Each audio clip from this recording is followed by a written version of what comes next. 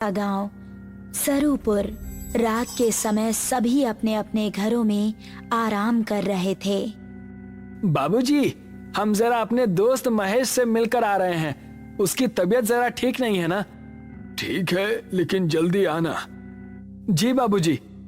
ऐसा कहकर वो खुश होता हुआ घर से निकल गया। आज तो सारे दोस्त मिलकर मस्त पार्टी करेंगे, मजा आ जाएगा। जंगल का रास्ता पकड़ लेता हूँ, जल्दी पहुँच जाऊंगा। अभी वो जंगल में आगे बढ़ ही रहा था कि पीछे से उसको आवाज आई।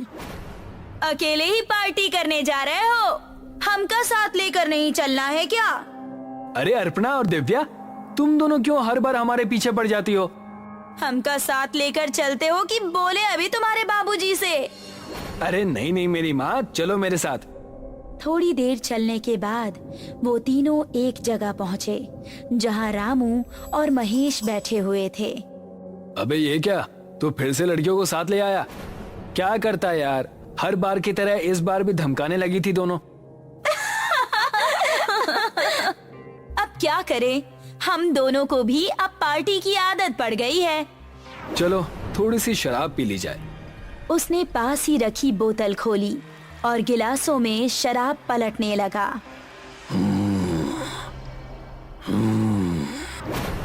तभी उनको किसी के सांस लेने की आवाज सुनाई दी। उन्होंने देखा तो पांचों के रोंगटे खड़े हो गए। सामने से कठमुंडू चलता हुआ आ रहा था।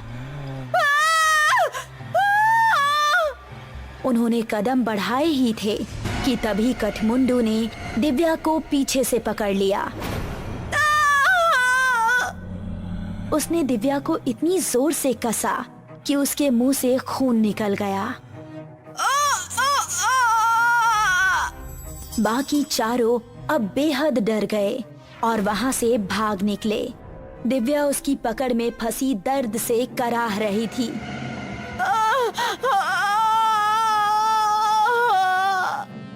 उसने दिव्या को जमीन पर धक्का दिया और उसके ऊपर आ गया।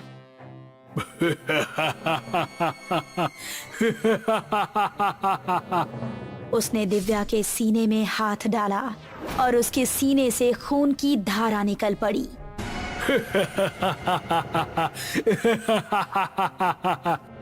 बाकी चारों इतना डर चुके थे कि उनको खबर भी नहीं थी कि वो किस दिशा में भाग रहे हैं।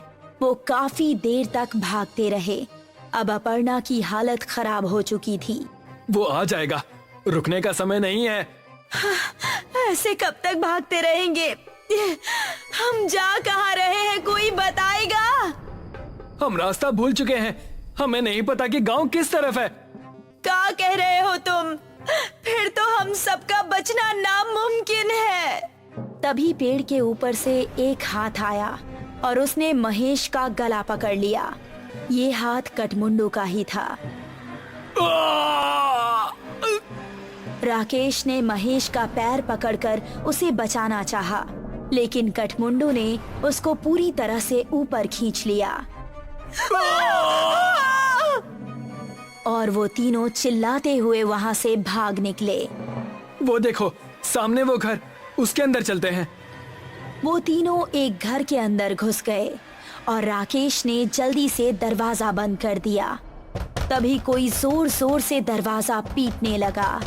तीनों का शरीर इस समय बुरी तरह से कांप रहा था। दरवाजे की धम धम उनके दिल को दहला रही थी। तभी खिड़की से कठमुंडू का एक हाथ अंदर आया और उसने अपर्णा का हाथ पकड़ लिया। बचाओ! अगर ये यहाँ है तो दरवाजे पर कौन है? राकेश ने दरवाजा खोला तो सामने गांव के बिरजू काका थे। बिरजू काका जल्दी से अंदर आए। उन्होंने कठमुंडू का हाथ पकड़ा और छुड़ाने लगे। कठमुंडू उनके छूते ही चीखने लगा।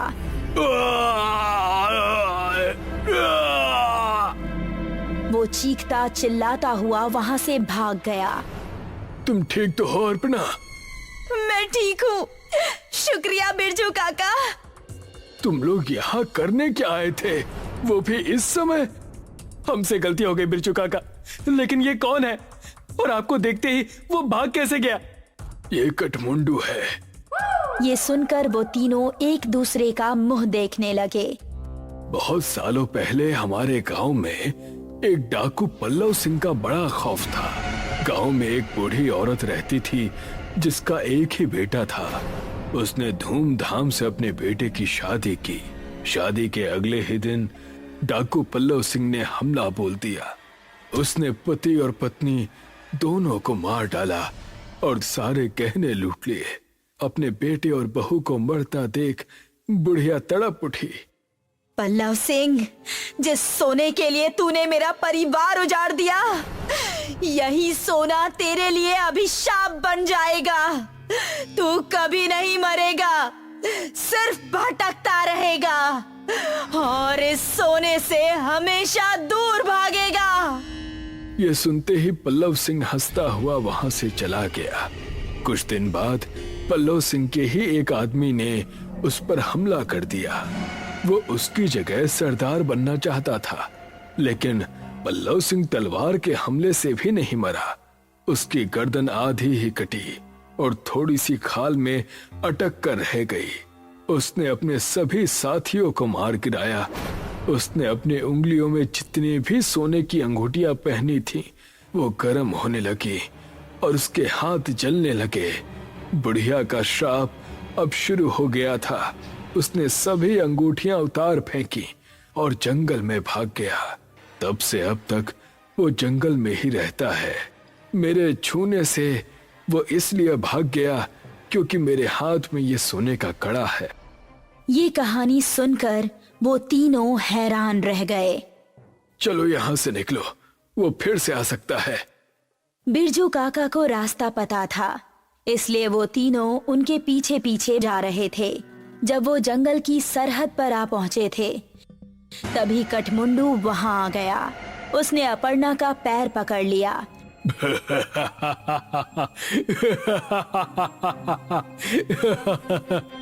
तभी राकेश ने बिरजू काका के गले पर नजर डाली। उनके गले में एक सोने की चेन भी थी। उसने चेन को उनके गले से उतारी और कठमुंडू की टूटी हुई गर्दन में डाल दी। उसने चेन को गले से उतारने के लिए जैसे ही छुआ तो उसके हाथ भी जलने लगे।